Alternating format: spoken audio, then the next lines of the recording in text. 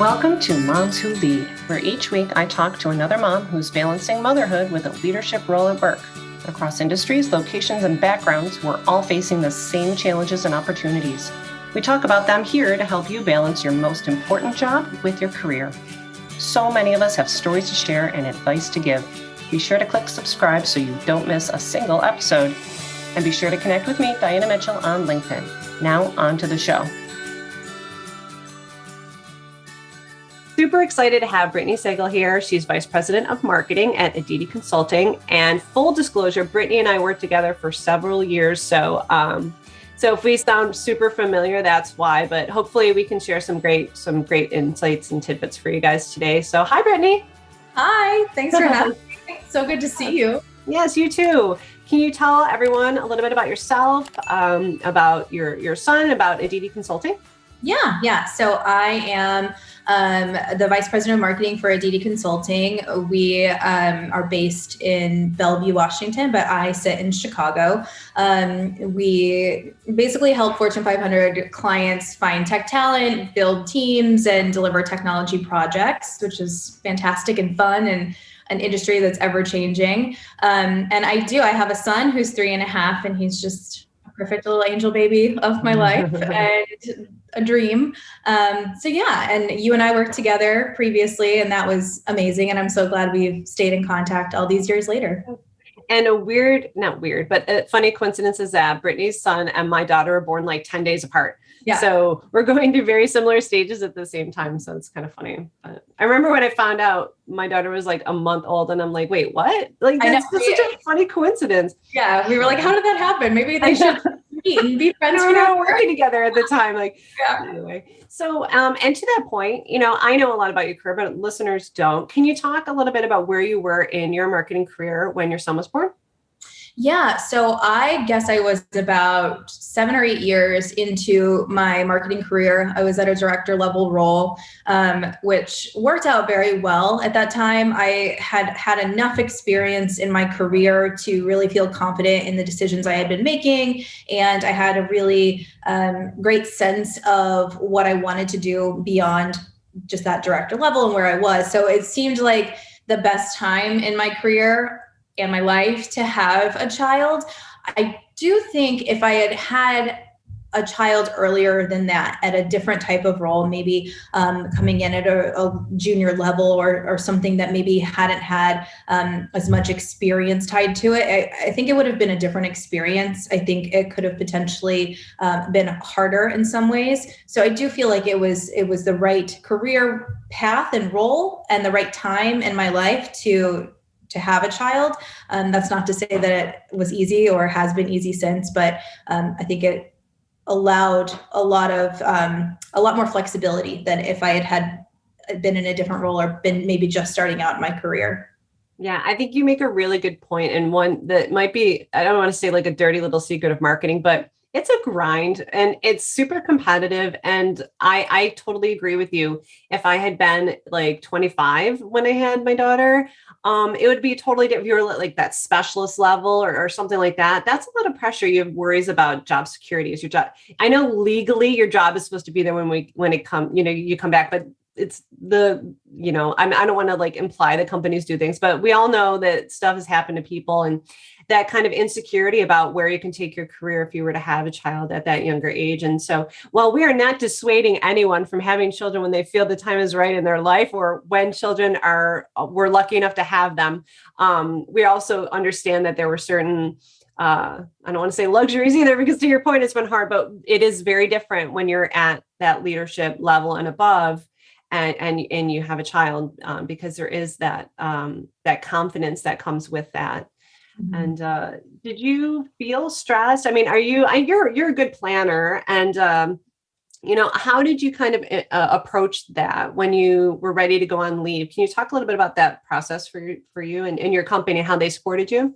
Yeah, what's interesting about that question is I felt really empowered in my pregnancy itself. I felt, because I am a planner, I'm very type A. So for me, it was like launching the biggest campaign of my life. So I wanted to make sure I knew every single detail about what could possibly happen. And I really, really prepared myself as if I would for any campaign or anything we're doing in marketing. You go through everything that could possibly go this way, that way, have plan Bs. I just approached it in that similar manner. So I felt very empowered in that perspective. And I had a wonderful boss at the time, and she's a mom, and she had 2 young boys, and she was just crushing it professionally and continues to do so. And our CEO at the time and he's still CEO. He was fantastic. Really, really had a lot of understanding and empathy for mothers, parents on the team, because he himself is a parent. And that was a great supportive environment. And so when going into maternity leave, I felt very empowered, and I felt very good about all of the process that we had put together for me to be out for those 12 weeks. When I came back, though, it was a much different situation. And that's where things got a little bit stressful. Coming back as a new mom or a new parent is really difficult. If you're a mother and you've gone through pregnancy, your body's still healing. You're still, learning what this new life is all about. If you're nursing, then that means you're taking your pump to work, and you've got to take time away to do that. And you're away from your baby for the first time, which for me was so hard. It's still hard. And he's 3.5. It's still the hardest thing. And so there's a lot that goes on when you're returning to work from parental leave. And if you don't have the life experience, or even maybe the professional intelligence or emotional intelligence to support new parents coming back, you can create a really hostile environment. And that's unfortunately what I experienced coming back. My boss, whom I love and admire so much, about a week or 2 into me being back from parental leave, said, I'm actually taking a new role at a different company. So she was leaving pretty immediately, and I was given an opportunity to take a higher role. But again, I'm just coming back and I'm getting my bearings. So it was like, now you've got to lead the team in this direction. And we had hired a couple of new executives. There was a lot that had unfolded. And so I was excited about the opportunity, because prior to becoming a parent, I worked so hard to get where I was, and I didn't want to stop there. Like, I had tremendous momentum and I was very focused on all of that. But then you become a parent, you're like, wait a second, priorities just naturally shift. If you want to have certain ways of parenting, they just do. You can't go to networking events all the time. You can't be the last one to leave work anymore. You have to pick your child up from school, or if you have childcare at home, you have to relieve that person. There's just a lot of things. And so I shouldn't say there were a few. There was one person in particular who, when I came back from maternity leave, made it very clear that they did not support my promotion, that they did not feel as though it was earned somehow. They personally felt that my maternity leave was some type of vacation, and that it was some type of, I don't know, conspiracy against this person who was less than a year into their role and very junior in their career. And so, one-on-one, this person told me, as we were working through the transition of our boss leaving, that he was going to come after me and try to take me down. And as a new mother, as anybody in any role, not even being a new mother, to hear that is really jarring, and you're sort of like, where is this coming from? But that was all related to the fact that I had been gone on maternity leave for 12 weeks, and it was viewed as if I had just taken a vacation of some kind. And that's what ended up happening. That person did try to very publicly come after me, did not succeed, but it impacted me in a lot of ways. It really affected my milk supply. And that was something I had worked very hard at, especially on maternity leave. That did not come easy for myself or my son. And it was very upsetting, because I was no longer able to produce the way I had, because I was so stressed and taking on that stress. So I felt very empowered before, but I felt very let down after, because of the fact that there was just that empathy that was missing. And I don't know that I would have had the emotional intelligence at 25 to really understand what it's like for new parents coming back. I don't know that I would have recognized all of the things that I could have done to make that transition easier for that person.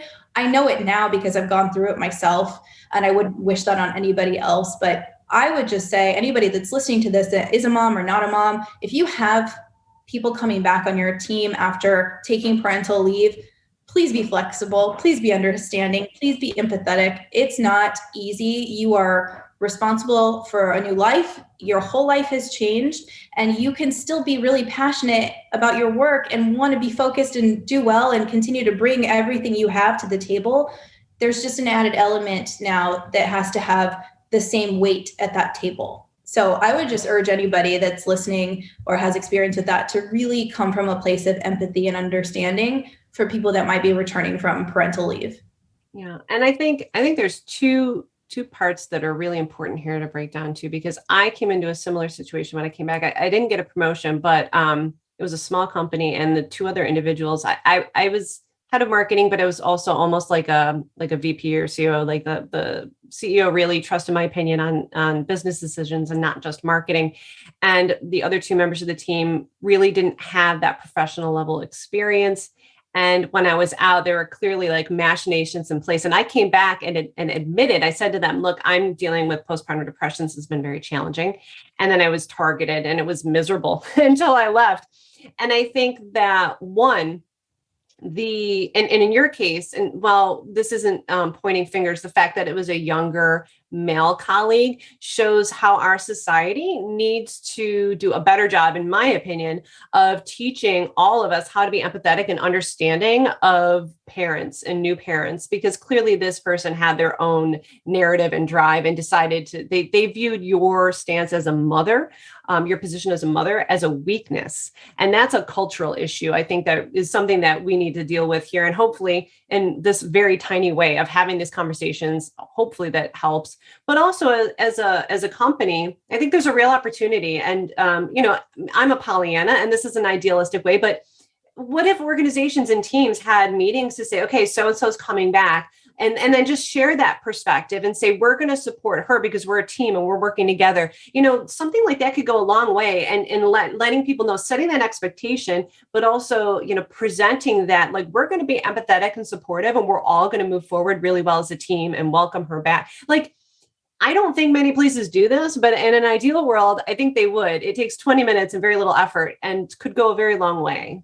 Right. I totally agree with that. And I think that's really important because we now live in a world where parenthood doesn't look the same as it did 20 years ago or 30 years ago. It's totally changed. Parental leave policies need to change. And part of that of giving somebody extra time to bond with their child, heal from anything they're going with, or even if you didn't carry the child, you're still a parent. It's still transformational, and you have a lot that you're dealing with. To give people the appropriate time they need to take off of work, to be able to have that time, it never comes back. It's very important. And then to prep, to your point, to prep others on the team for, they've just gone through a major life change, one of the biggest that anybody could go through. And I know it doesn't directly impact you, but these are how we as a team, because we're all one team, this is how we should operate and support. I think that's the critical piece that's missing from these parental leave policies. It's not just about the person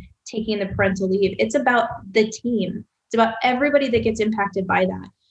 So I think you're right. I think we have a long way to go when it comes to things like that. But I think it's critical that we start thinking through how that can be folded into what we're considering progressive parental leave policies. Yeah. Instead of checking a box like, okay, well, we offer 6 weeks or whatever the case may be, in preceding parental leave as well. I think that's important to show, okay, all the ducks are in a row. You're going to have the coverage you need, because I saw, and I've referenced this a few times, but on LinkedIn a few months ago, a head of marketing at a SaaS company posted that she wishes she could tell her 25-year-old self to lend a little grace to the mothers in her office. And I was like, oh, amen. I totally get that. And the vitriol in the comments from younger female professionals was astounding. And they were like, well, maybe you need to stop dumping all of your stuff on people and things like that. And then you had the mothers coming in saying, well, just so you know, that doesn't speak to the parents, that speaks to the culture of your organization. And it was this crazy back and forth. And I was overwhelmed by the negativity. And it made me realize that it's not just an uphill battle I don't consider myself a feminist, but in the last few years, I've learned an awful lot. And I've had some rude awakenings as to how women are treated in the workplace. And that showed to me the inequities for women in leadership roles, for mothers, but also for younger women, working professionals who feel like, anything that doesn't empower them is detracting from them and pitting people against each other. I just thought it was bizarre, right? Yeah, it is.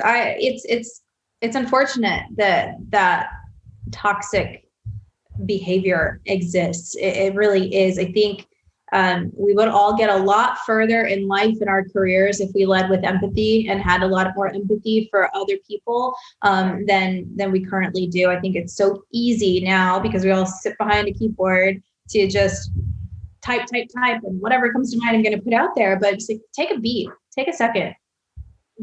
Start leading with empathy, understand empathy, because it's not only about, having empathy for people coming back in motherhood and parenthood and all of that. It's also just, we don't know what other people are going through. We don't know what it's been like for them. We don't know, especially today in COVID times and all of this craziness that we've all been living through for almost 2 years now.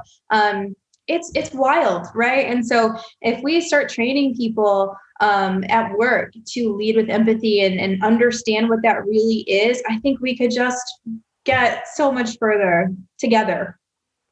Yeah, that's important. And I want to stress too, I'm not trying to be negative, but these are realities. And I think it's important to acknowledge them and to maybe frame them as an opportunity. So for anyone here who's in an organization that empowers them to make changes, like these are real stories. And there's so many of them, even though there's just a few. I'm looking at the mic like it's a person, but there's so many. You guys should listen.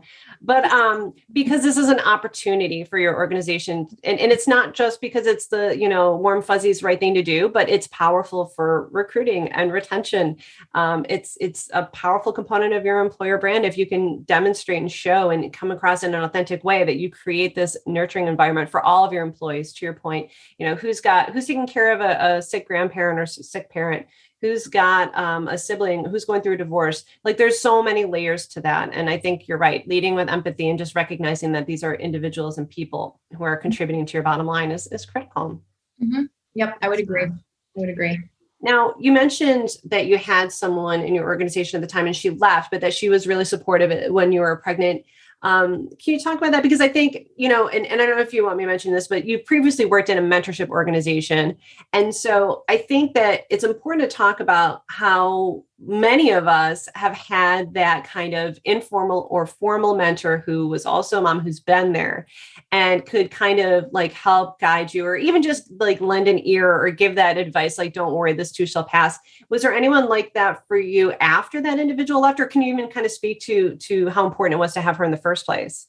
Yeah. And she's just incredible. And I think she's been an example to me that she's now CMO at a very large company in Chicago, and she's continued to just absolutely crush her career path and do it while being a mother to 2 boys. And it's just something I admire. And, I think she was one of the first people I told that I was pregnant in general. And it almost made me want to cry telling her because I just loved her so much. We had such a good relationship and it was just a special moment. And she just, in a very gentle, wonderful way, would always just be like, oh, tell me about how you're feeling. Like, what's going on? Just really there for me. But I also think another mentor that I've had in my careers is probably the same one you've had, which is Leslie Vickery of Clear Edge Marketing.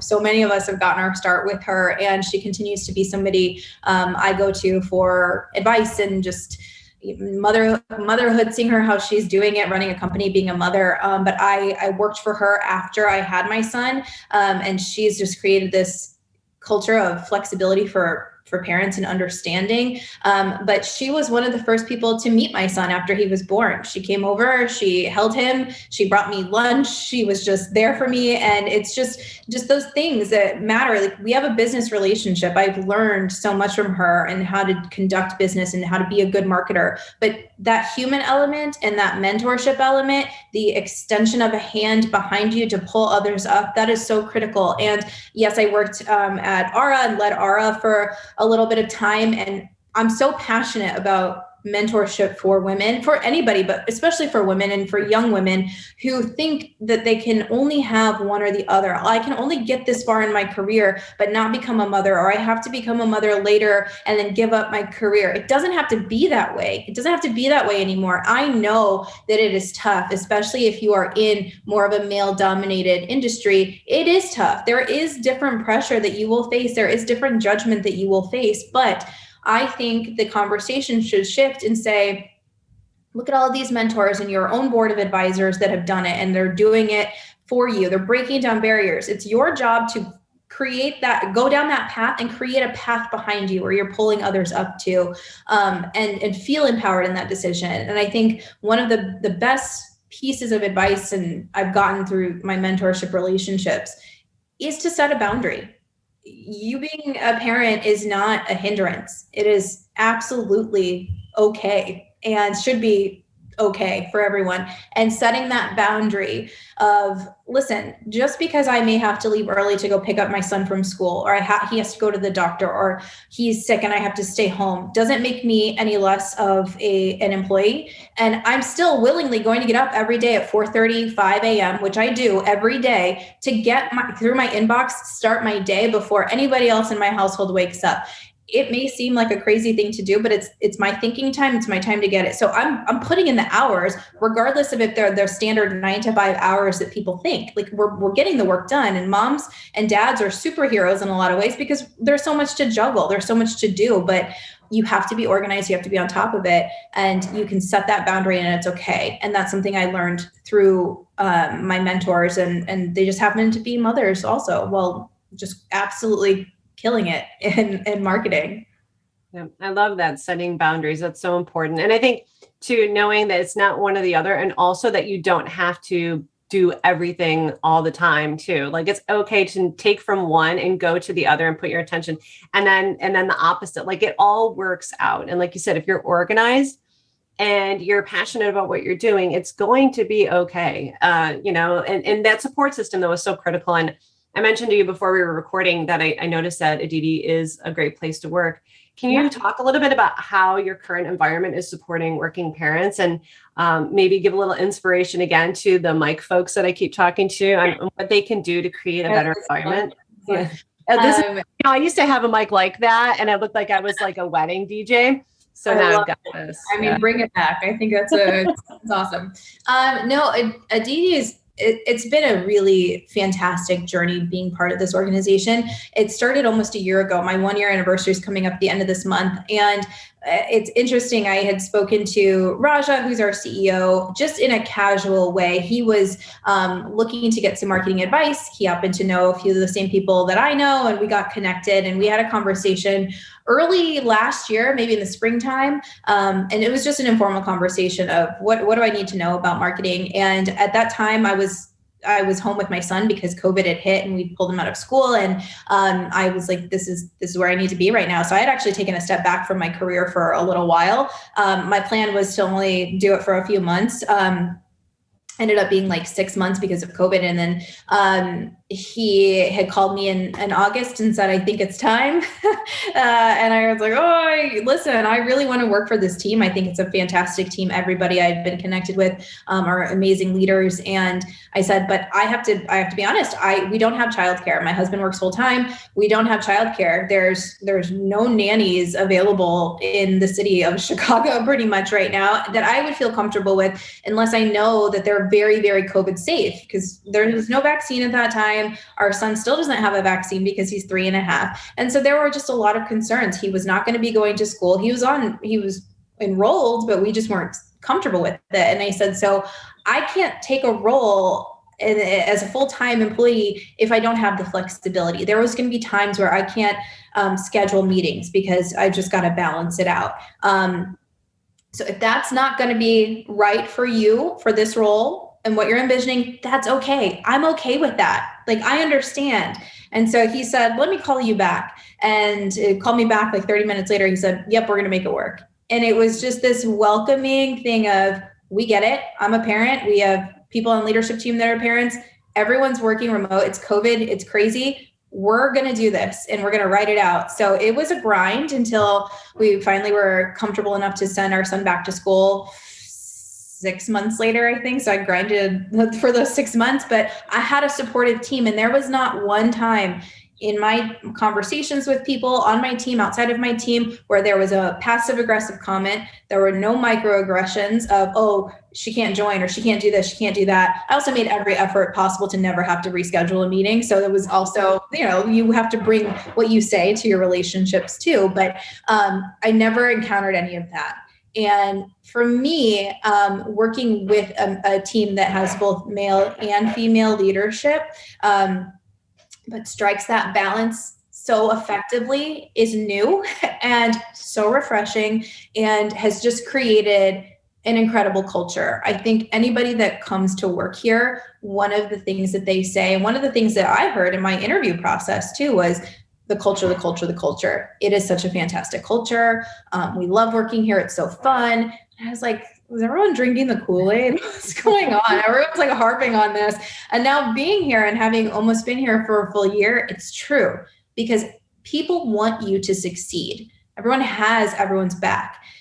We have a global team. We have a really big presence in India, and India got hit very hard with COVID very recently. And it was a very scary time for a lot of our employees. And our company made every effort possible to make sure people were safe and healthy. We have done vaccine drives to try and get vaccines for people.